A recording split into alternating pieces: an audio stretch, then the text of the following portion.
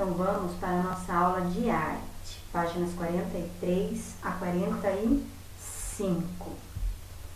Então nós vimos nas aulas anteriores, falamos sobre teatro, falamos sobre a importância do cenário e como é importante a sonoplastia. O que é sonoplastia mesmo?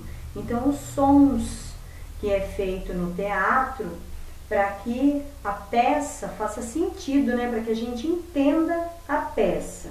Então, como que é feito para criar trovões dentro de um teatro ou criar um clima de perigo em um filme? Então, vocês tinham aí na página 43 um texto falando exatamente sobre isso, sonoplastia, que é a técnica de manipular os sons para criar efeitos sonoros, como trovões e barulho de veículos, ou utilizar trilhas musicais para criar sensações de tensão, de alegria, entre outras. Aí vocês têm então um texto para ler, né, falando sobre como a sonoplastia ganhou novos espaços, como o cinema e o rádio passou a ser empregado em filmes e radionovelas, criando ambientes sonoros. Coube ao sonoplasta operar todos os efeitos sonoros, planejar os efeitos e sensações que cada música ou som passará para o espectador. Então eu tenho aí duas perguntas. Quais objetos estão sendo manipulados pelo sonoplasta? Então eu tenho aí, né, uma figura, o personagem aí criando esses sons. Então ele está manipulando um pedaço de tecido. Qual referência o sonoplasta está utilizando para criar o som? O sonoplasta parece seguir um roteiro, então ele precisa saber, né, por que ele tem que criar aquele som, em que momento ele vai criar, em que cena que é, para poder fazer sentido, né, o som com a cena. Aí depois eu vou ter aí na página 44, né, atividades. Para imitar os sons que podem existir na paisagem sonora de uma peça de teatro ou radionovela, os sonoplastas utilizam diversos objetos. Quais objetos você usaria para reproduzir os sons abaixo? Então aí eu tenho algumas sugestões, mas se você souber algum outro objeto que também faz som, por exemplo, de trovão, então chapa de raio-x, som de chuva, arroz dentro de uma lata, som de cavalo galopando, cocos, copos, blocos de madeira e som de fogo, papel celofane amassado. Mas, como eu falei, se você tiver alguma outra ideia de algum objeto que você acredite que faz um som parecido, você também pode colocar aí.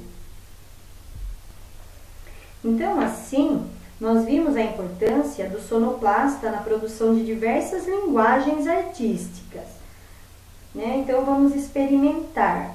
Aqui tem uma sugestão de atividade, mas neste momento nós não vamos estar realizando esta atividade, né? O que vocês podem, como eu falei, é estarem movimentando, pegando objetos e tentando perceber que sons que eles fazem. Esse som, o que eu poderia colocar, né? Pensando só nisso, porque nessa atividade 2 nós não vamos estar realizando ela neste momento. Aí eu vou falar na página 45 sobre dança. Com a dança podemos conhecer melhor os movimentos do nosso corpo. Ela aumenta nossa energia e nossa concentração. Além disso, por meio da dança, expressamos nossos sentimentos. Uma dança pode ser individual ou coletiva. A dança individual é chamada de solo. A dança coletiva pode ser feita com um grupo pequeno ou grande de pessoas. Então, tem umas imagens aí para vocês observarem, né? Alunos do projeto Dança Comunidade. Então, os bailarinos estão fazendo vários movimentos. Eles seguem, né, uma sincronia, então eles conseguem, lógico que com muito ensaio, com uma pessoa organizando e dizendo para eles quais são os movimentos, né? Eles conseguem fazer aí os movimentos certinho, um respeitando o outro. dançarinos lhe parece? Então, é uma resposta pessoal, tá? Você vai observar aí e vai pensar, tá parecido com o quê, né? O que vocês acham que está parecendo essa dança, esses movimentos? E a número 2, como eles conseguiram fazer esses movimentos?